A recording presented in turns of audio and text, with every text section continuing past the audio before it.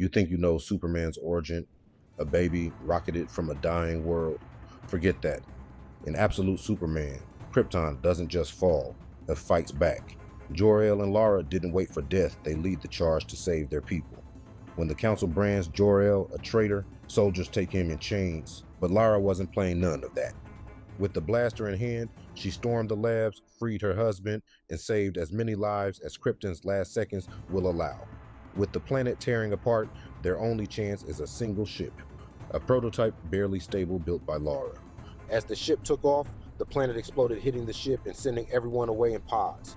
But only one survived, not as an infant, but a man, forged in the fire of Krypton's end. And when that pod hits Kansas soil, it isn't a baby the Kents find. It's a young boy from the stars, glowing armor, cracked skin, and eyes like suns.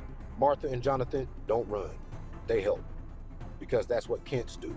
They take in the boy like he was Theron, teaching him the life of a farmer. Then it speaks, not God, not a ghost, but Soul, the living armor of Krypton. Think of Iron Man's suit with Spawn's cape.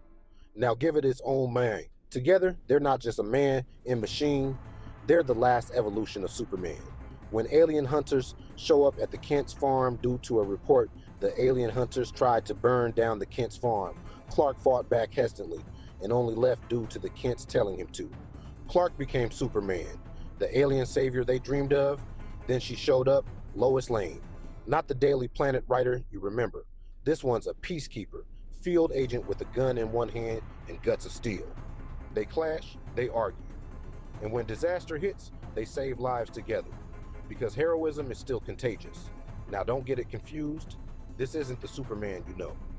This man ending lives. When Peacemaker killed innocents, Superman let loose, killing any peacekeeper in sight. Seeing himself lose control, he seeked to be alone, he seeked home. But peace never lasts. Clark returns home to find Martha's mind erased, her memories of him gone. Then, the ambush. Kryptonite bullets tear through his chest, dropped by none other than Peacemaker himself. And just when you think it's over, the real threat shows himself, Brainiac. But he doesn't come to destroy Superman, he saves him. Because even Brainiac knows, you don't let perfection die that easy. Wounded, bleeding kryptonite and hope. He pulls the bullet out of himself, the symbol of who he used to be and who he's becoming. He's not your father's Superman, he's the absolute Superman. Every story leaves a mark, Mo. This one's just getting started. Like, subscribe, and follow the legend.